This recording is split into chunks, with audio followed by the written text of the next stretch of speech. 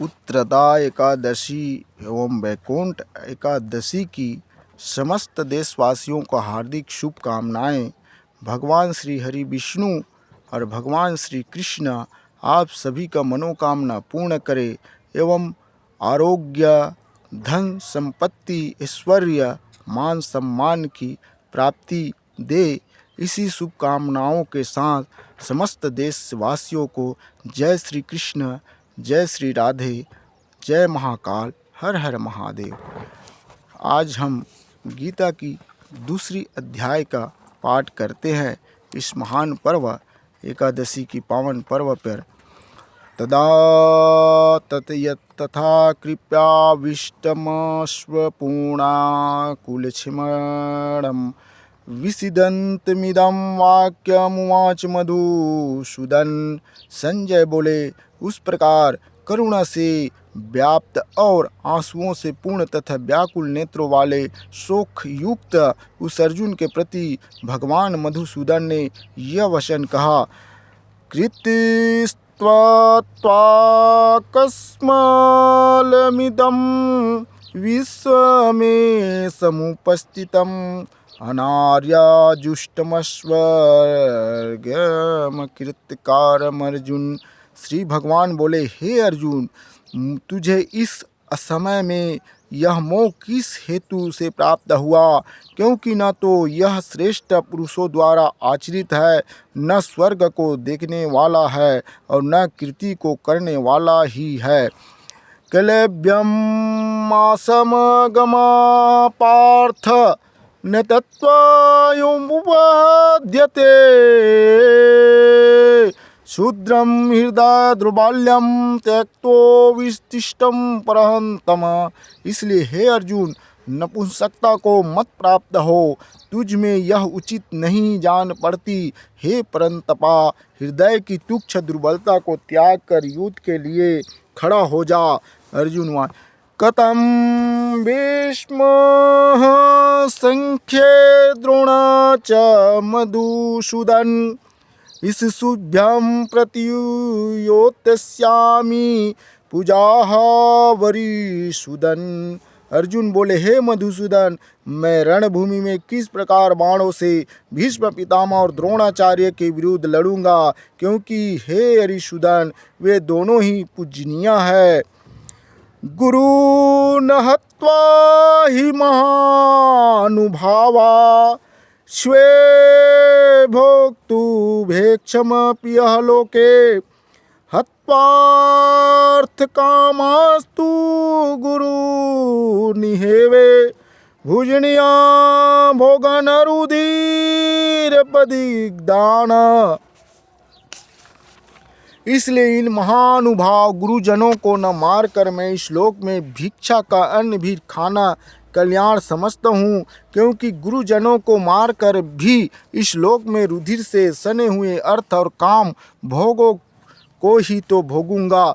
न चैत्यदना कत्रत्रो ग्रस्यो यदा जयम यदि वाणो जयसुः ज्ञाग्नवा हत्वा न जिजीविष्वाम स्थेवस्तिवदा प्रमुखे धातराष्ट्र।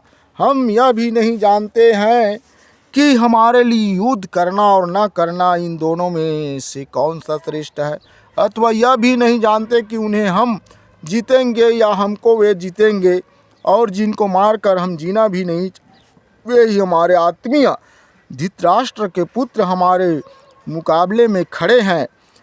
का प्रणद्योद्दोषोपहत स्वभावः पृच्छामि त्वां धर्मसम्मूढश्चेताः यक्षयं स्यानिश्चितः ब्रूहि तन्मे शिष्यस्ते त्वसाधीमा त्वयं प्रसन्नम।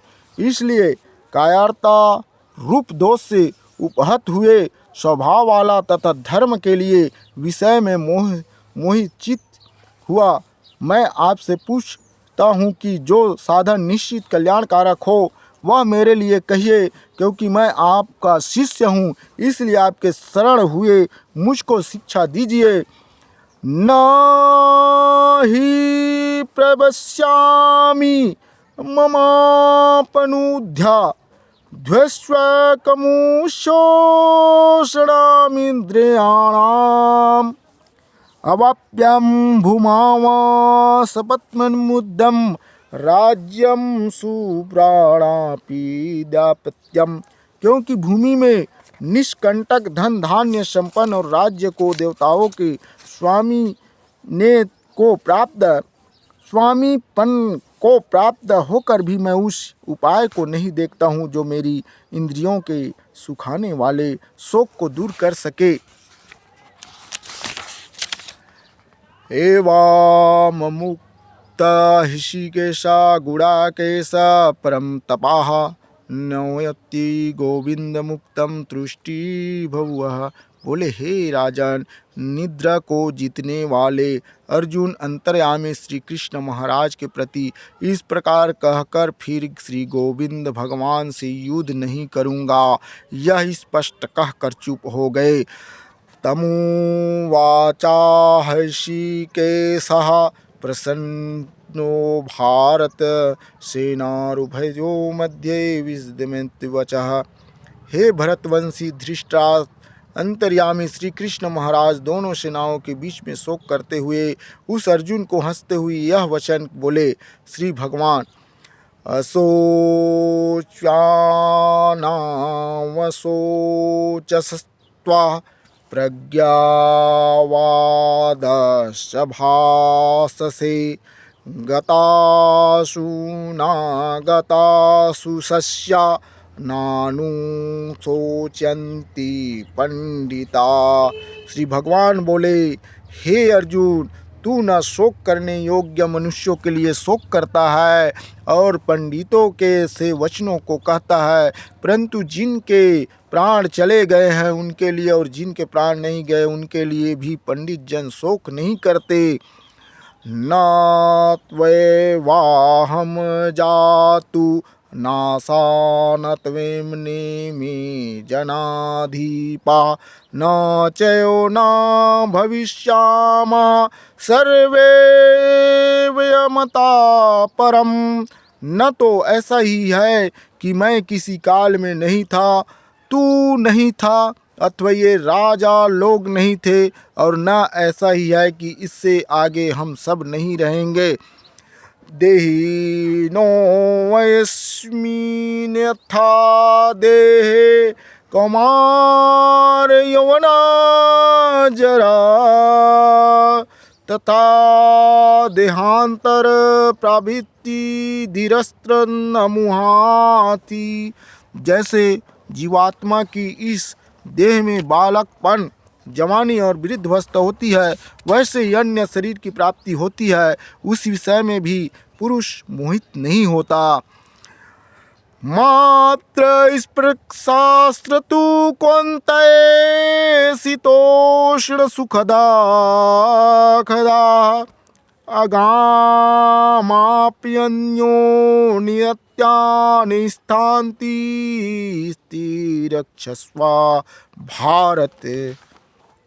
हे कुंती पुत्र, सर्दी गर्मी और सुख दुख को देने वाली इंद्रिय और विषयों के संयोग तो उत्पत्ति विनाशशील और अनित्य है, इसलिए हे भारत उनको तू सहन कर। अयाहिन व्यंत्यन्ते पुरुषम पुरुषभर समुखदम सुखम धीरम सोयाम मृत्वा त्वाम कल्पते। क्योंकि हे पुरुष श्रेष्ठ, दुख सुख को समान समझने वाले जिस धीर पुरुष को ये इंद्रियां और विषयों के संयोग व्याकुल नहीं करते, वह मोक्ष के योग्य होता है। नास्तो विद्यते भावो न भावो विद्यते सतः उभयोरोपि दृष्टो न तस्तत्त्वानयोस्तत्त्व तत्त्वदर्शिभिः अस्तत। वस्तु की तो सत्ता नहीं है और सत्य का अभाव नहीं है, इस प्रकार इन दोनों का ही तत्व ज्ञानी पुरुषों द्वारा देखा गया है। असत वस्तु की तो सत्ता नहीं है। अविनाशी तु तदित्येन सर्वमिदं ततम् विनाशामविवस्यास्य च कृष्वित्वकर्तुमर्हन्ति। नाश रहित तो तू उसको जान जिससे यह संपूर्ण जगत दृश्य वर्ग व्याप्त है। इस अविनाशी का विनाश करने में कोई भी समर्थ नहीं है।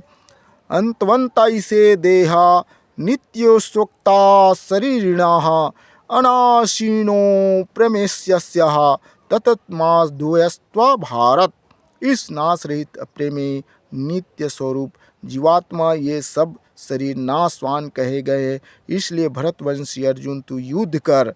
ये नावेति हंतारः यस्येन मन्यन्ते हतमः यभोतो नाविजानीतो नायम हन्ते न हन्यते। जो इस आत्मा को मारने वाला समझता है तथा जो इसको मरा मानता है वे दोनों ही नहीं जानते, क्योंकि यह आत्मा वास्तव में न तो किसी को मारता है और न किसी के द्वारा मारा जाता है। न जायते म्रियते वा कदाचित् त्रायं भूत्वा भवितव्यं न भूयः। अजो नित्या शाश्वतयं पुराणो न हन्ते हन्यमाने शरीर। यह आत्मा किसी काल में भी न तो जन्मता है और न मरता ही है तथा न यह उत्पन्न होकर फिर होने वाला ही है, क्योंकि यह अजन्मा नित्य सनातन और पुरातन है। शरीर के मारे जाने पर भी यह नहीं मारा जाता है। वेद विनाशिनः नित्या येनामजमव्ययम् कथं सा पुरुष पार्थं का धात्यन्ति हन्ति कम। हे पृथा पुत्र अर्जुन, जो पुरुष इस आत्मा को नाश रहित नित्य जन्मा और अवश्य जानता है वह पुरुष कैसे किसको मरवाता है और कैसे किसको मारता है। वासांसि जीर्णानि यथा विहाय नवानि गृह्णान्ति नरोपराणानि तथा शरीराणि विहाय जीर्णानि शयान्ति नवानि देहि। जैसे मनुष्य पुराने वस्त्रों को त्याग कर दूसरे नए वस्त्रों को ग्रहण करता है, वैसे ही जीवात्मा पुराने शरीर को त्याग कर दूसरे नए शरीर को प्राप्त होता है। नैनं छिद्यन्ति शस्त्राणि नैनं दहति पावकः न चैनं क्लेद्यन्त्यापो न शोष्यति मारुतः। इस आत्मा को शस्त्र नहीं काट सकते, इसको आग नहीं जला सकती, इसको जल नहीं गला सकता और वायु नहीं सुखा सकता।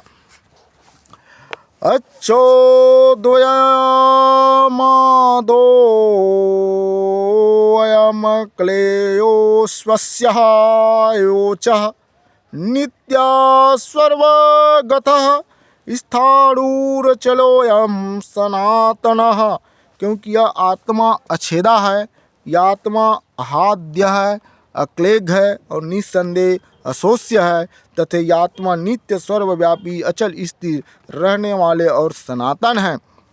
अव्ययोक्तोऽयमचिन्त्योऽयमि विकार्योऽयमुच्यते तस्मादेव विदित्वेन नानुशोचति महर्षि। यह आत्मा अव्यक्त है, यह आत्मा अचित्यन्य है और यह आत्मा विकार रहित कहा जाता है। इससे हे अर्जुन, इस आत्मा को अभियुक्त प्रकार से जानकर तू शोक करने की योग्य नहीं है, अर्थात तुझे शोक करना उचित नहीं है।